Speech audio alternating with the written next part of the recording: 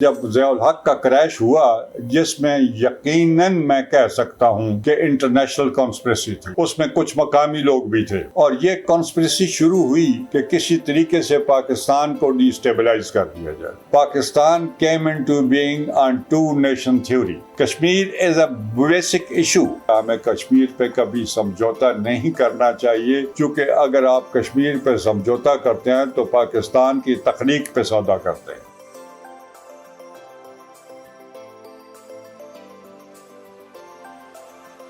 ملک صاحب، IGI بنانے میں آپ بھی شامل تھے، آپ کا کردار رہا IGI بنانے میں، اور اس کے علاوہ 8ویں ترمیم اس میں بھی آپ کا کردار رہا، لیکن پہلے آپ ہمیں IGI کے حوالے سے بتائیے کہ یہ کیوں بنائی گئی؟ اصل بات یہ تھی کہ ضیاء-ال-حق کے کریش کے بعد ہمارے ملک میں کبھی بھی بیرونی مداخلت نہیں ہوئی، اور اس سے پہلے ضیاء-ال-حق سے پہلے مکمل طور پہ ہم امریکن کیمپ میں تھے۔ ضیاء-ال-حق کے آنے کے بعد صورتحال نے پلٹا کھایا، اور ہم نے اس کی بنیاد جناب ذوالفقار علی بھٹو نے رکھی تھی۔ انہوں نے چائنا کے ساتھ تعلقات اپنے بہتر کیے، لیکن ان کو عروج تک ضیاء-ال-حق صاحب نے پہنچایا، اور ان کے انٹرویو میرے پاس پڑا ہوا ہے، جس میں انہوں نے کہا کہ جب میں چائنا گیا تو میں نے ان کو کہا کہ انہوں نے اسلحے کی بات کی کہ ہم یہ بھی دیں گے، یہ بھی دیں گے۔ میں نے کہا ایسا کریں کہ جو کچھ آپ نے دیا ہے اس کے پیسے ہم سے لے لیں، تو کہنے لگے کہ we will not charge you for that. تو میں نے کہا نہیں جی، ابھی we want to pay you. کہتے ہیں جی you have paid us so much that we don't need any more. بہرحال انہوں نے پیسے لینے سے انکار کر دیا۔ یہ ان کی اپنی انٹرویو میرے پاس اندر پڑے ہوئے۔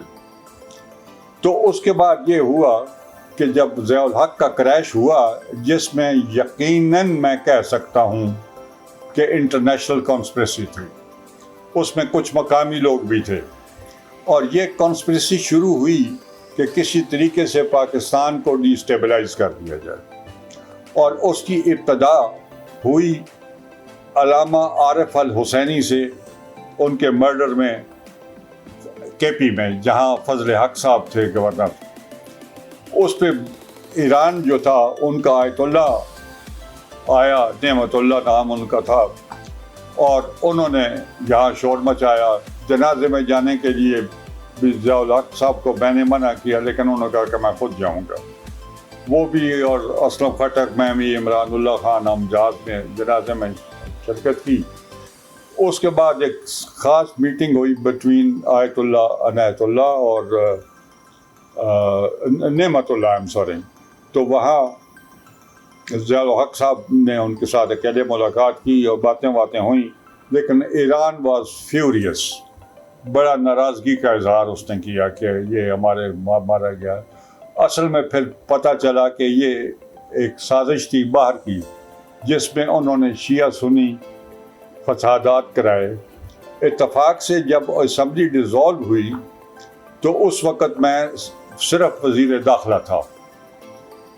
اب انہوں نے مجھے بلایا تو وزارت عظمی کی انہوں نے بات کی، تو میں نے کہا کہ سر بات یہ ہے کہ آپ نے ایک سندھی کو حکومت سے نکالا اور پھر اس کو پھانسی بھی دی، اب آپ دوسرے سندھی کو نکال رہے ہیں، اور نکال کے ایک پنجابی کو آپ بطور صدر مملکت اپنا کیا نام ہے ان کے متبادل مہیا کر رہے ہیں، جو انہوں نے مجھے کہا کہ ہم آپ کو وزیر اعظم بنا رہے ہیں۔ تو میں نے کہا جی اس سے تو سندھ میں آگ لگ جائے گی کہ یہ ایک سندھی، اور پہلے الزام لگا رہے تھے کہ سندھی فوج، پولیس اور سیاستدان جو ہیں وہ کسی سندھی کو قبول کرنے کو تیار نہیں ہیں۔ اس کا مینیفیسٹیشن یہ ہوگی کہ پہلے بھٹو صاحب گئے اور پھر جنیدو صاحب جا رہے ہیں، اور پھر آپ ایک پنجاب سے وزیر اعظم بنا رہے ہیں۔ تو میرے خیال میں یہ کوئی فیصلہ ٹھیک نہیں ہے۔ آپ یوں کریں کہ کسی چھوٹے صوبے سے لے لیں۔ اب یہ بات میں نے کہیں اسلم خٹک صاحب سے میری دوستی سی بڑی بہت ان کے پاس، تو میں نے ان کو یہ قصہ سنایا۔ انہوں نے شام کو صدر صاحب سے وقت لیا اور اپنا استعفیٰ ٹائپ کر کے اس کو رسد کر کے لے گئے اور کہنے لگے جی مجھے بنا دیں اور یہ استعفیٰ اپنے پاس رکھ لیں. ڈیٹ میں نے نہیں ڈالی, اسی دن کی ڈیٹ آپ ڈال لینا. صدر صاحب ہنس پڑے, کہنے ٹھیک ہے کھٹک صاحب دیکھیں گے.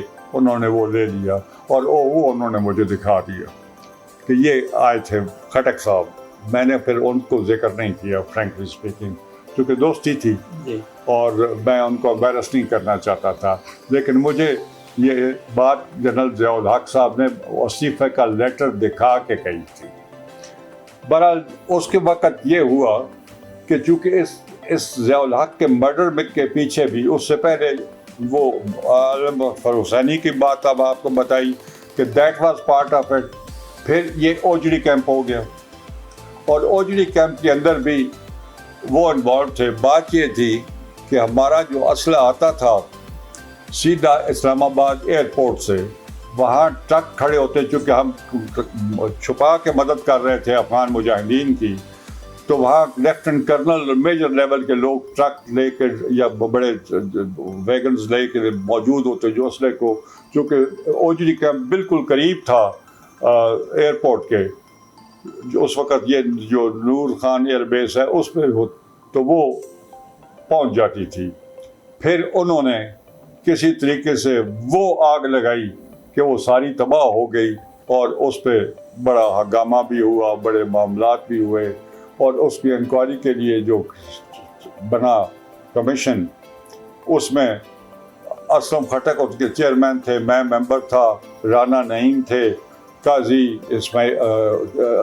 کیا نام ہے ہماری سابقہ وزیر اپنا کیا اسپیکر, ان کے والد قاضی, ایک بلوچستان سے تھا, ایک سندھ سے تھا, ایک پنجاب سے تھا. تو وہ رپورٹ تیار کی گئی اور اس میں بھی یہ ثابت ہو گیا, لیکن اس کو پھر کور اپ کیا گیا کہ ہم وہ تعلقات خراب نہیں کرنا چاہتے تھے. بنیادی طور پہ CIA واز بیہائنڈ اٹ تھی. تو اس وقت یہ ہوا. پھر ضیاء-ال-حق صاحب کا کریش آ گیا. دیٹس آل ان سیکوینس, یعنی پہلے علامہ اس کا دوسرا واقعہ جو اوجڑی کیمپ کا ہوا اور تیسرا ضیاء-ال-حق کے کریش کا, یہ سارے سیکوینس. تو اس وقت جب یہ ہوا تو میں وزیر داخلہ تھا, لیکن جب ضیاء-ال-حق صاحب نے کہا کہ اب مجھے کہنے لگے وزیر داخلہ آپ بنا رہے ہیں. میں نے کہا سر بات یہ ہے کہ اس میں تو جب سے بھٹو صاحب آئے تھے انہوں نے وزارت داخلہ کو تو فارغ کر دیا تھا. کہنے لگے کیسے؟ میں نے کہا جی انہوں نے خان عبدالقیوم خان جو ایک سیٹ جیتے تھے KP سے, اس کو وزیر داخلہ بنایا اور اس وقت جتنی پوسٹنگ ٹرانسفر ہوتی تھی اس کی سمری وزارت داخلہ میں تیار ہوتی تھی. انہوں نے یہ سارے اختیارات اٹھا کے لے گئے اس میں کیبنٹ ڈویژن میں. تو اس کے بعد اس میں تو سوائے بیان دینے کے اور کوئی چیز ہوتی نہیں ہے, یا لائسنس دینے کے یہ وہ. تو ہنس پڑے, اچھا ہم کرتے ہیں کچھ ایسی, اس دفعہ یہ صورتحال نہیں ہوگی. انہوں نے یوں کیا کہ مجھے ناردرن ایریاز اور کشمیر افیئرز بھی ساتھ دے دیا. اب کشمیر افیئرز پہ میری ان سے بات جب بریفنگ کے لیے کی تو میں نے کہا کہ سر بات یہ ہے کہ کیا یہ پاسبل نہیں ہے کہ ہم کسی طریقے سے ہندوستان کے ساتھ کچھ لین دین کر کے تو معاملہ طے کر لیں. تو کہنے لگے کہ آپ کے ذہن میں کیا ہے؟ میں نے کہا یہ جی ہم جنگ تو کرنا نہیں چاہتے, تو اس سلسلے کو حل کرنا چاہیے. کہنے لگے کہ یہ کس کا خیال ہے, آپ کا اپنا ہے یا somebody has put this bug into your mind؟ اچھا. میں نے کہا سر it's totally my own view. کہنے لگے پھر یہ مکمل طور پہ غلط ہے, آپ اس کو سمجھتے نہیں ہیں, اس کی اہمیت کو نہیں سمجھتے. Pakistan came into being on two nation theory. ایک ہندو ہندوستان اور ایک مسلم پاکستان. اور اس میں یہ تھا کہ پاکستان اس نظریے کے بنیاد پہ کہ ہم مسلمان ہیں وہ ہندو ہیں, ہم اکٹھے نہیں رہ سکتے, علیحدہ ملک بنایا چونکہ ادھر سے کیا تھا. اب جب آپ اس پہ ایگری کرتے ہیں کہ لین دین کا, تو یہ لین دین کا تو جھگڑا تھا ہی نہیں. کشمیر از اے بیسک ایشو جس میں یہ تھا کہ کشمیر کو ریفرینڈم کے ذریعے. اور وہ نہرو صاحب کیس لے کے پہنچے تھے 49 میں جب ہماری جنگ 48 میں ہوئی تھی اور ہم سری نگر پہنچنے والے تھے تو گھبرا کے تھے وہ. انہوں نے یونائٹڈ نیشنز میں جا کے اپیل دائر کی اور وہاں سے اسٹے آرڈر آ گیا اور یہ ہوا. لیکن بنیادی طور پہ یعنی یہ ہندوستان نے اس کا اسٹے لے کے تو پھر انہوں نے اپنی پوزیشن کو کنسولیڈیٹ کرنا شروع کیا. اب رہ کے یہ بات کہ انہوں نے کہا کہ ہم کافی کام کر چکے ہیں اور آپ دیکھیں گے کہ وہاں انفدادہ ہوگا, ایک بغاوت اٹھے گی اور اس کے بعد کشمیر آزاد ہو جائے گا. ہمیں کشمیر پہ کبھی سمجھوتا نہیں کرنا چاہیے کیونکہ اگر آپ کشمیر پہ سمجھوتا کرتے ہیں تو پاکستان کی تخلیق پہ سودا کرتے ہیں. یہ بات ہو گئی. میں منسٹر بن کے گیا آزاد کشمیر, مظفر آباد میں ٹھہرے ہوا تھا تو رات کو ایک کرنل صاحب نے آ کے میرے پرائیویٹ سیکرٹری کو کہا کہ میں ملنا چاہتا ہوں منسٹر صاحب سے. میں نے کہا بلا لیں اس کو. رات 1:30 بجے کا وقت تھا. تو کہنے لگا سر سری نگر سے کچھ لوگ آئے ہیں ملنے کے لیے, ینگسٹر ہیں, کالج اسٹوڈنٹس ہیں اور یوتھ کے لوگ ہیں, وہ ملنا چاہتے ہیں آپ سے. تو میں نے کہا بلائیں. ڈرائنگ روم میں بیٹھ کے بات ہوئی. انہوں نے کہا جی ہم نے جنگ وہاں بڑی تیز کر دی ہے لیکن ہمیں ایک مورل سپورٹ چاہیے, اس کے لیے میڈیا چاہیے اور آپ ایسا کریں کہ ایک بوسٹر یہاں افغانستان آزاد کشمیر میں لگا دیں تاکہ اس پہ ہماری حمایت میں بادشاہتی ہو اور ہم ایک طاقت ملے گی. میں کہا I'll take the issue with the president. ہو گئی but I got the idea what was in his mind. انہوں نے کہا جی افغانستان سے فارغ ہو کہ میں ادھر ان کو صاف کر دوں گا اور افغانستان کو وہ تقریباً کنٹرول کر چکا تھا. تو بہرحال اس کی ایک وین تھی مسلمان کی حیثیت سے, مجاہد کی حیثیت سے, ایک اسٹیٹسمین کی حیثیت سے, ایک پاکستانی کی حیثیت سے. That was very different. اس کے بعد جب وہ ضیاء-ال-حق کے کریش آیا جب تو یہ آئی تھنک جب میری ملاقات ہوئی کچھ اہم شخصیتوں سے یورپ کی تو میں نے ان کو یہی کہا کہ on that day you shot yourself in the foot. تو میں نے کہا تھا وداؤٹ ریگریٹ. تو میں نے کہا جی بات یہ تھی کہ میں نے کہا آپ ضیاء-ال-حق صاحب سے بات کر کے یہ کر لیتے. کہتے کیا کرتے, ہی واز انکریجیبل. تو جناب اس کے بعد انہوں نے بے نظیر کے ساتھ بات چیت کی اور انہوں نے اس کو سمجھایا کہ جب اب جا کے آپس میں آپ صلح کرو اور اس کے اندر ایک چارٹر آف ڈیموکریسی کرو جس کے اندر برطانیہ اور امریکہ دونوں نے بڑی مدد کی. برطانیہ سے ڈیوڈ ملیبینڈ اور ادھر سے کونڈی رائس جو اس وقت سیکرٹری آف اسٹیٹ تھی اور انہوں نے یہ کیا. اور اس میں ایک یہ بھی تھا کہ بے نظیر ول رول بیک دی نیوکلیئر پروگرام. اب ہماری ISI کو یہ ساری خبر مل گئی. آتے ہی محترمہ نے کوشش کی کہ میں کسی طریقے سے ادھر کہوٹے وزٹ کروں نیوکلیئر کو. تو اس پہ اسلم بیگ چونکہ فوج اس وقت تک ضیاء-ال-حق کی تھی اور خصوصاً جو کور کمانڈر پنڈی تھے عمران اللہ خان وہ ہارڈ لائنر تھے. سو واز دی وابڈا چیئرمین کیا نام تھا ان کا, زاہد علی اکبر. تو انہوں نے ڈٹ کے کی تھی مخالفت. تو اس وقت جب وہ بے نظیر لینڈ کی تو بڑا زبردست قسم کا اس کا ہوا. تو زرداری صاحب اس وقت تک پوری طرح اپنے راستے سے بھٹو فیملی کو ایک طرف کر چکے تھے اور وہ بہت قریب ہو گئے جناب محترمہ کے. تو انہوں نے کہا جی یہ الیکشن اس تک ابھی بھی کس بات کی الیکشن لڑ رہی ہو, تمہیں تو پاپر ہو. وہ بلینئر ہے نواز شریف جس کے ساتھ آپ کا مقابلہ ہے. جب تک آپ اس کا مقابلہ پیسے سے نہیں کریں گی, اس کی طاقت نہیں کریں گے تو یہ کام چلنے والا نہیں ہے. اور اس وقت اس نے اس کو مجبوراً جس طریقے سے بھی منسٹر فار انویسٹمنٹ بنا دیا ان دا گورنمنٹ آف پاکستان, جس کی مخالفت جناب اپنا غلام اسحاق خان نے بھی بڑی اسٹرانگلی کی تھی. لیکن وہ اور پھر دروازے کھل گئے, ادھر بھی کھل گئے ادھر بھی کھل گئے. ابتدا تو دروازے کھولنے والے یہ تھے نا جن کی صرف برادر روڈ پہ ایک دکان تھی. تو پھر مقابلہ شروع ہو گیا دھڑا دھڑ.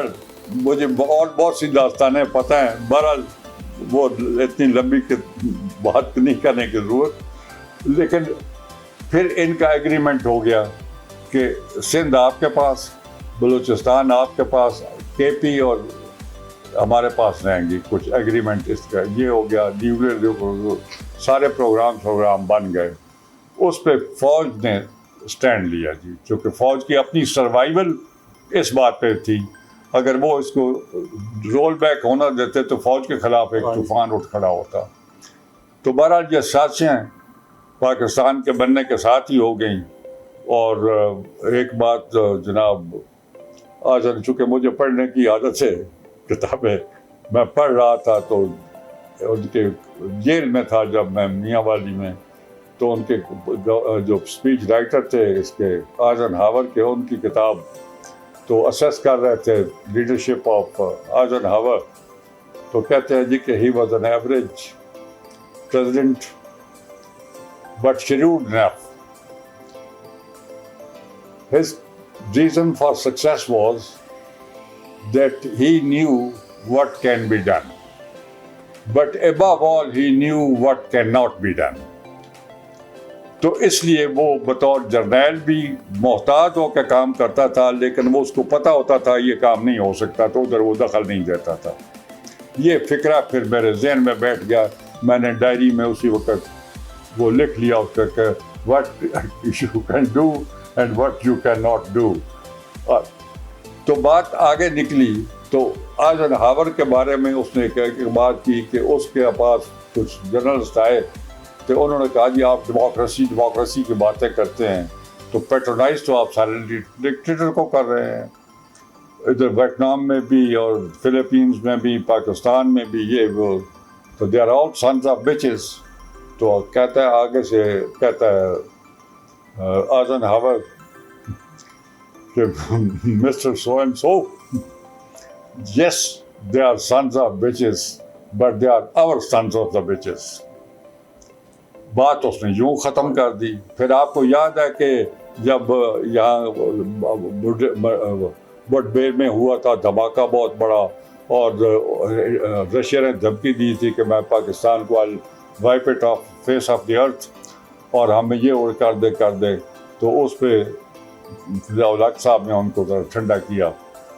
اور بہرحال جو رشیا کے ساتھ بھی تعلقات کو نارمل کرنے میں ہی پلیڈ اے رول. جی آئی جے آئی کے بارے میں ہمیں, جی آئی جے آئی, میں وہی کہہ رہا ہوں نا, جب یہ او آئی بن کے آئی تو یہ فیصلہ ہوا کہ یہ تو آ رہی ہے اس ایجنڈے پہ, اس کو روکنے کے لیے کیا کرنا چاہیے. تو فوج was behind it and Hamid Gul was the spirit behind it. Aslam Beg patronise کر رہا تھا اس کو چونکہ فوج کا سربراہ تھا, اور کام جو کر رہا تھا وہ حمید گل کر رہا تھا. حمید گل نے اس کے لیے, چونکہ I was working closely with them, جس میں اوجی میں بھی ادھر بھی آئی سپورٹڈ آرمی ویری اسٹرانگلی. تو اس نے کہا کہ یہ کام نسیم سے لیتے ہیں, اور پھر مجھے انہوں نے بنایا اس کا کہ آپ ان لوگوں سے ملیں اور ان کے ساتھ بات چیت کریں. آپ وزیر داخلہ تھے اس وقت؟ میں وزیر داخلہ تھا جی. تو میں نے یہ کام کیا. ضیاء کی موت کے بعد, موت ضیاء-ul-Haq کے دور میں بھی وزیر داخلہ تھا نا, اس کے بعد تو پھر اس غلام اسحاق خان نے وہی کیبنٹ انہیرٹ کی اور آئی کنٹینیوڈ کشمیر افیئرز بھی, یہ بھی میرے پاس رہا.